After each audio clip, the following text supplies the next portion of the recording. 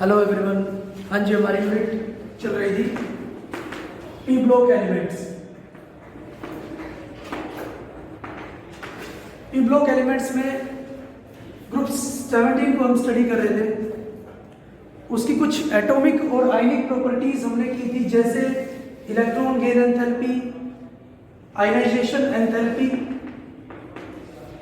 और इलेक्ट्रोनेगेटिविटी। ठीक है, आयनाइजेशन, इलेक्ट्रॉन गेन एंथैल्पी हमने पढ़ा था कि ग्रुप 17 के पास 7 इलेक्ट्रॉन होते हैं और 1 इलेक्ट्रॉन वो उसको चाहिए होते हैं नोबल गैस कॉन्फ़िगरेशन के लिए, तो वो बहुत जल्दी इलेक्ट्रॉन्स को, एक्स्ट्रा इलेक्ट्रॉन्स को एक्सेप्ट कर सकते हैं। ठीक है, और जो इलेक्ट्रॉन गेन एंथैल्पी थी फ्लोरीन की ज़्यादा होती है फ्लोरीन से। हालांकि जो फ्लोरीन है वो ज़्यादा इलेक्ट्रोनेगेटिव एटम था, but due to smaller size and electron repulsion उसकी जो इलेक्ट्रॉन गेन एंथैल्पी है वो कम होती है। ठीक है, electronegativity down the group decrease हो जाती है क्योंकि साइज बढ़ जाता है। क्लियर है, और नंबर ऑफ एनर्जी शेल्स बढ़ जाती है। नेक्स्ट हम करते हैं physical properties of group 17 elements. Physical properties, सबसे पहले तो एटॉमिसिटी।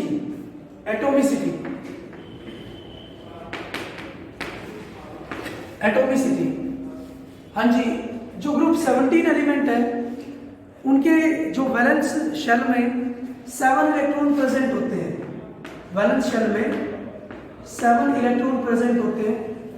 ठीक है, तो वो दूसरे एलिमेंट के साथ उसको जरूरत होती है 1 इलेक्ट्रॉन की, तो वो दूसरे एलिमेंट के साथ 1 इलेक्ट्रॉन को शेयर कर देता है। ठीक है, और अपनी ऑक्टेट है उसको कंप्लीट कर लेता है। ठीक है, जिसकी वजह से जो ग्रुप 17 एलिमेंट्स हैं डाई एटॉमिक की फॉर्म में एग्जिस्ट करते हैं, या फिर ग्रुप 17 एलिमेंट्स क्या होंगे, डाई एटॉमिक होंगे, या उसकी एटॉमिक सिटी क्या होगी, 2 होगी। क्लियर? हाँ जी। Next melting and boiling point. Melting and boiling point, melting and boiling point, melting point and boiling point. हाँ जी, because halogens are exist in diatomic form, so that the halogens are held together by weak van der Waals forces of attraction। क्योंकि halogens है diatomic की form में exist करते हैं, तो इसका मतलब क्या होगा, इनके बीच weak van der Waals forces of attraction present होंगी। ठीक है, लेकिन अगर मैं बात करता हूं डाउन द ग्रुप की, डाउन द ग्रुप क्या होगा, साइज है, साइज ऑफ हेलोजेंस इंक्रीज होगा, साइज ऑफ हेलोजेंस होगा इंक्रीज, साइज इंक्रीज होगा। और अगर साइज इंक्रीज होता है तो इसका मतलब जो मैग्नीट्यूड है van der Waals फोर्सेस का वो इंक्रीज हो जाता है। Magnitude of van der Waals forces of attraction, magnitude of van der Waals forces of attraction increase हो जाता है। फोर्सेस ऑफ अट्रैक्शन इंक्रीज हो जाए, और अगर magnitude van der Waals forces का ज्यादा हो जाता है तो मेल्टिंग पॉइंट भी और उसका बॉइलिंग पॉइंट भी क्या हो जाएगा, इंक्रीज हो जाएगा। ठीक है, melting point and boiling point increase हो जाएगा। क्लियर है, तो इसीलिए मैं बोल सकता हूं कि जो फ्लोरीन और क्लोरीन है उनके पास van der Waals फोर्सेस का जो मैग्नीट्यूड है वो कम होता है, वो गैसेस की फॉर्म में एग्जिस्ट करता है। ठीक है, exist in gaseous form at room temperature, room temperature पर वो गैसियस फॉर्म में एग्जिस्ट करता है। ठीक है, और जो ब्रोमीन है वो एग्जिस्ट करता है लिक्विड की फॉर्म में। ठीक है, क्योंकि साइज के साथ फोर्स ऑफ अट्रैक्शन बढ़ जाती है, तो इसलिए ब्रोमीन लिक्विड की फॉर्म में एग्जिस्ट करता है, और आयोडीन सॉलिड की फॉर्म में एग्जिस्ट करेगा। ठीक है, I2 एग्जिस्ट करता है सॉलिड फॉर्म में। ठीक है, सॉलिड फॉर्म में। हाँ जी, नेक्स्ट है non metallic character. Non metallic character, क्योंकि 7 इलेक्ट्रॉन प्रेजेंट होते हैं आउटर मोस्ट शेल में हैलोजेंस की, तो इसीलिए वो क्या होंगे, नॉन मेटालिक होंगे, क्योंकि वो एक इलेक्ट्रॉन गेन करते हैं। ठीक है, non metallic character, non metallic character.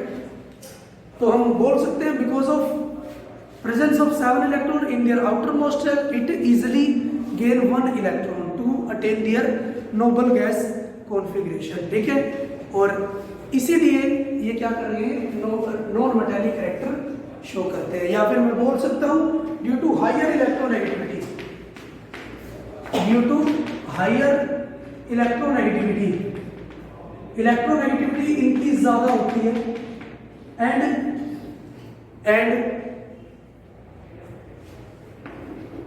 Higher ionization enthalpy, क्योंकि इलेक्ट्रॉन को निकालना भी इनमें से मुश्किल हो जाता है। ठीक है, हायर आयनाइजेशन एंथैल्पी।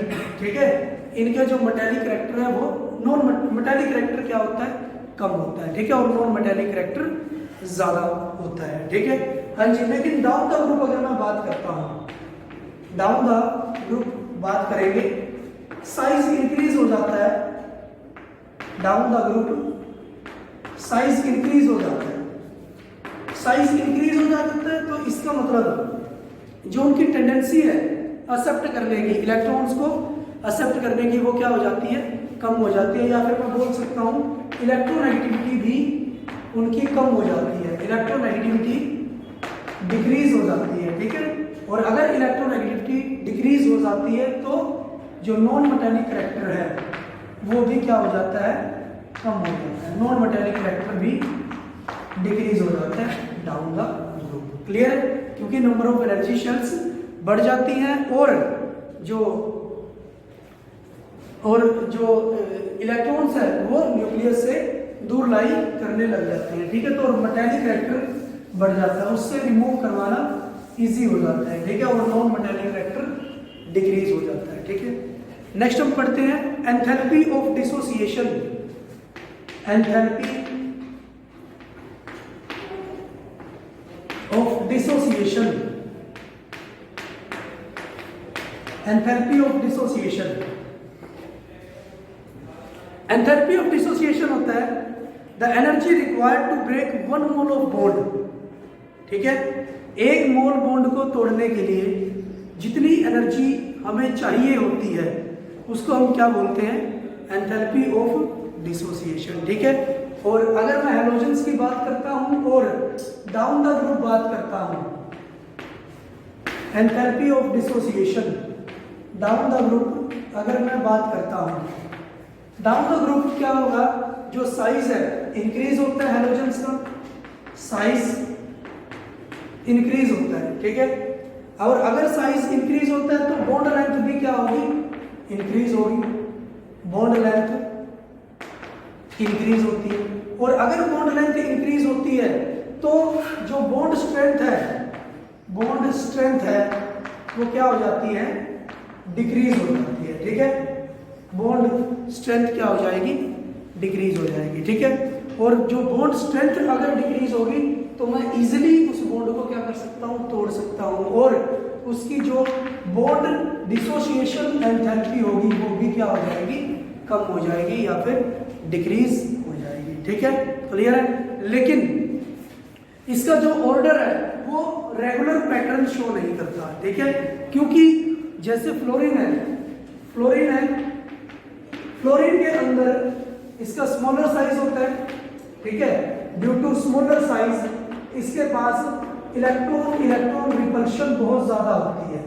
ठीक है, इसके पास इलेक्ट्रॉन रिपल्शन बहुत ज्यादा होती है, और अगर इलेक्ट्रॉन रिपल्शन है तो इसका मतलब इसको तोड़ना क्या हो जाएगा, इजी हो जाता है। ठीक है, तो इसका जो एग्जैक्ट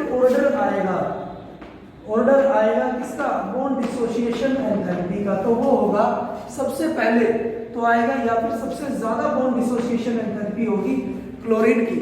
ठीक है, क्योंकि उसका लार्जर साइज होता है और बॉन्ड उसमें इलेक्ट्रॉन रिपल्शन नहीं होती। ठीक है, देन ब्रोमीन और फिर क्लोरीन। क्लियर, एंड सबसे लास्ट में आएगा आयोडीन, ठीक है, क्योंकि आयोडीन का जो साइज है वो बहुत ज़्यादा हो जाता है और उसकी बॉन्ड लेंथ बहुत ज़्यादा हो जाती है, ठीक है, और बॉन्ड लेंथ को हम प्रेफर करने लग जाएंगे, क्लियर है, और उसकी जो बॉन्ड डिसोसिएशन एंथैल्पी है वो सबसे ज़्यादा कम हो जाएगी, क्लियर है।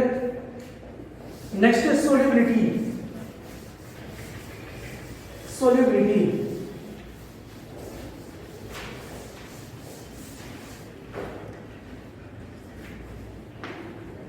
सोल्युबिलिटी जो फ्लोरीन और क्लोरीन है वो तो सोल्यूबल होंगे वाटर में, F2 एंड Cl2 सोल्यूबल होते हैं, सोल्यूबल इन वाटर, लेकिन जो ब्रोमीन और आयोडीन है वो स्लाइटली सोल्यूबल होते हैं वाटर में, क्योंकि नॉन पोलर उनका नेचर होता है, ठीक है। जो ब्रोमीन और आयोडीन है वो स्लाइटली सोल्यूबल होते हैं, slightly soluble in water due to non polar character, ठीक है, इनका नॉन पोलर कैरेक्टर होता है, ठीक है। नेक्स्ट कलर, बहुत ज्यादा इंपॉर्टेंट कलर।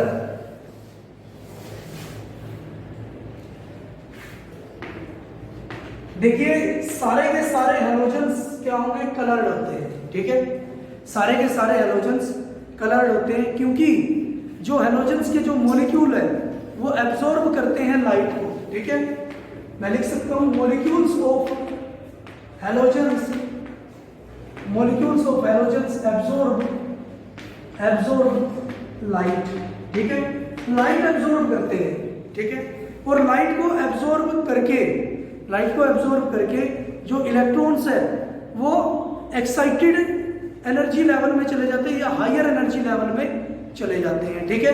हाँ जी, मान लो कोई हैलोजेंस का मॉलिक्यूल है, उसने लाइट को एब्जॉर्ब किया है फ्रॉम विजिबल रीजन से, विजिबल रीजन में लाइट को एब्जॉर्ब किया है, ठीक है। एब्जॉर्ब करने के बाद जो इलेक्ट्रॉन है वो एक्साइटेड स्टेट में चले जाएंगे या हायर एनर्जी लेवल में चले जाते हैं, ठीक है। हाँ जी, तो हायर एनर्जी लेवल में जाने के लिए जितनी एनर्जी की उनको रिक्वायरमेंट होती है उसको हम क्या बोलते हैं, एक्साइटेशन एनर्जी, एक्साइटेशन एनर्जी। तो उन इलेक्ट्रॉन्स की कुछ ना कुछ एक्साइटेशन एनर्जी होती है, और जो रिमेनिंग एनर्जी बच जाती है, ठीक है, एक्साइटेशन एनर्जी से अलग जो एनर्जी बच जाती है उसको हम क्या बोलते हैं, transmitted energy, transmitted energy, clear है। और यही ट्रांसमिटेड एनर्जी रिस्पॉन्सिबल होती है कलरेशन के लिए, ठीक है। जो ट्रांसमिटेड एनर्जी है वो रिस्पॉन्सिबल होगी कलरेशन ऑफ द हैलोजेंस के लिए, ठीक है। फिर अगर मैं डाउन द ग्रुप की बात करता हूं, डाउन द ग्रुप की अगर मैं बात करता हूं, ठीक है, डाउन द ग्रुप क्या होगा, साइज इंक्रीज होता है, साइज इंक्रीज होता है हैलोजेंस का, और अगर साइज इंक्रीज होता है तो उनकी जो एक्साइटेशन एनर्जी है वो कम हो जाती है, ठीक है, क्योंकि उनकी खुद की एनर्जी क्या हो जाती है, ज्यादा हो जाती है, ठीक है। और अगर खुद की एनर्जी ज्यादा है तो एक्साइट होने के लिए उनको कम अमाउंट एनर्जी की रिक्वायरमेंट पड़ती है, ठीक है। तो इसका मतलब एक्साइटेशन एनर्जी क्या होगी, उनकी कम हो जाती है, क्योंकि खुद की एनर्जी ज्यादा होती है। तो मैं लिख सकता हूं down the group size increase हो जाएगा, energy of the halogens increases, halogens increases, clear है, खुद की एनर्जी उनकी ज्यादा हो जाती है। तो इसका मतलब जो उनकी एक्साइटेशन एनर्जी है, ठीक है, वो क्या हो जाती है, कम हो जाती है, ठीक है, कम एनर्जी को वो एब्जॉर्ब करते हैं। Excitation energy, excitation energy decreases, ठीक है, एक्साइटेशन एनर्जी कम हो जाती है। और अगर एक्साइटेशन कम होगी तो ट्रांसमिटेड एनर्जी क्या होगी, ज्यादा, ठीक है, रिमेनिंग जो एनर्जी बचेगी या रिमेनिंग जो लाइट बचेगी वो क्या होगा, ज्यादा हो जाएगी, ठीक है। तो मैं लिख सकता हूं ट्रांसमिटेड एनर्जी या फिर लाइट, क्योंकि एनर्जी किस फॉर्म में है, लाइट की फॉर्म में, ठीक है।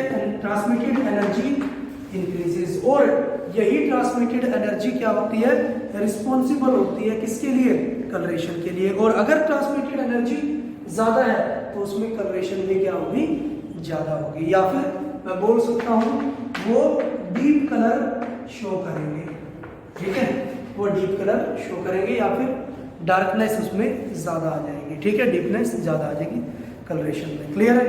तो ये थी आपकी फिजिकल प्रॉपर्टीज, ठीक है। नेक्स्ट है chemical properties.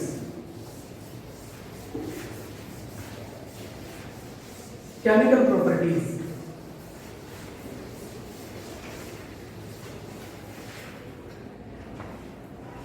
Chemical properties. Chemical properties में सबसे पहले तो oxidation state, oxidation state.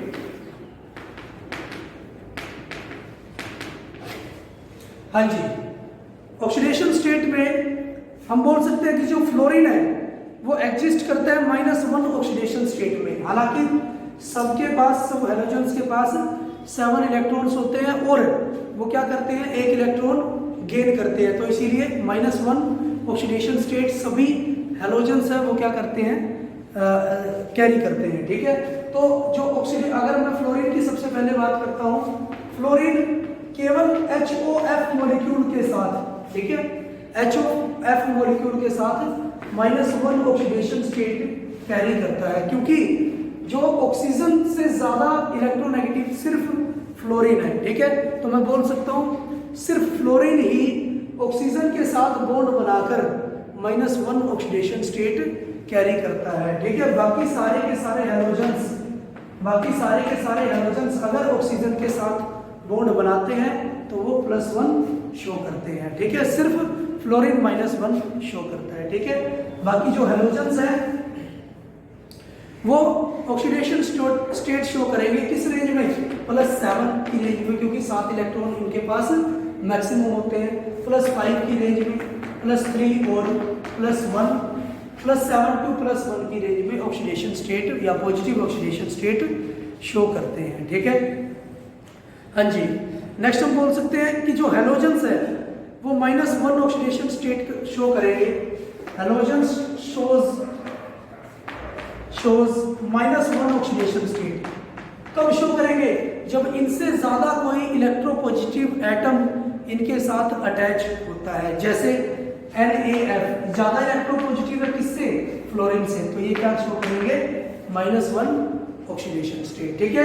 NaCl means halogen से ज्यादा इलेक्ट्रोपॉजिटिव एटम प्रेजेंट है, तो ये -1 शो करते हैं, क्लियर है। या फिर ज्यादा से ज्यादा इलेक्ट्रोपॉजिटिव या इनसे ज्यादा इलेक्ट्रोपॉजिटिव नॉन मेटल अगर इनके साथ प्रेजेंट होता है, जैसे CCl4 है, यहाँ पर जो क्लोरीन है वो -1 ऑक्सीडेशन स्टेट शो करता है, क्योंकि कार्बन इलेक्ट्रोपॉजिटिव होता है किससे, क्लोरीन से, ठीक है।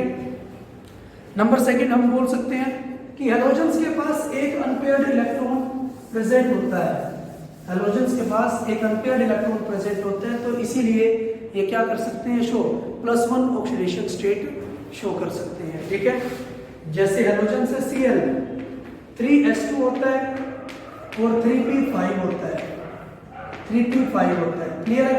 इनके पास एक अनपेयर्ड इलेक्ट्रॉन प्रेजेंट होता है, तो ये क्या करेंगे, +1 ऑक्सीडेशन स्टेट शो कर सकते हैं, ठीक है।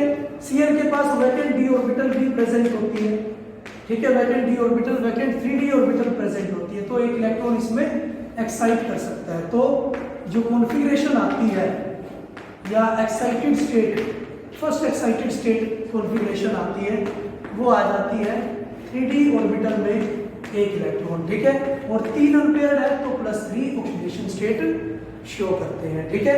एक इलेक्ट्रॉन और मैं ट्रांसफर करवा सकता हूं, तो इलेक्ट्रॉनिक कॉन्फ़िगरेशन आएगी 3p में 3 इलेक्ट्रॉन और 3d में 2 इलेक्ट्रॉन प्रेजेंट होंगे, क्लियर। 3s में 2 इलेक्ट्रॉन, 3p में 3 इलेक्ट्रॉन और 3d में 2 इलेक्ट्रॉन, और अगर 5 अनपेयर्ड इलेक्ट्रॉन है तो +5 ऑक्सीडेशन स्टेट शो करता है। इसको मैं सेकंड एक्साइटेड स्टेट बोल सकता हूं, ठीक है। ऐसे ही हाँ जी, थर्ड इलेक्ट्रॉन, एक और इलेक्ट्रॉन मैं शो कर सकता हूँ, ट्रांसफर कर सकता हूँ, जिससे कि 3s में 1 इलेक्ट्रॉन प्रेजेंट है, 3p में 3 इलेक्ट्रॉन प्रेजेंट होंगे और 3d में 3 इलेक्ट्रॉन प्रेजेंट होंगे। ठीक है, हाँ जी। और हमारे पास 7 अनपेयर्ड इलेक्ट्रॉन हो जाएंगे और ये +7 ऑक्सीडेशन स्टेट भी शो कर सकता है। ठीक है, जो हैलोजेंस है +7 ऑक्सीडेशन स्टेट शो कर सकते हैं। ठीक है, हाँ जी। हम बोल सकते हैं बिसाइड्स -1 के अलावा जो Cl है ऑक्सीडेशन स्टेट शो कर सकता है +4b और +6b ऑक्सीडेशन स्टेट शो कर सकता है। ठीक है, +4 जैसे ClO2, क्लियर है, ClO2 में +4 ऑक्सीडेशन स्टेट शो कर सकता है। हाँ जी, Cl2O6 में या फिर ClO3 में +6 ऑक्सीडेशन स्टेट भी शो कर सकता है, क्योंकि इसके पास वैकेंट d ऑर्बिटल प्रेजेंट होती है। क्लियर है, तो ये थी हमारी chemical properties of group 17 elements. आज के लिए इतना ही। Thank you for cooperation.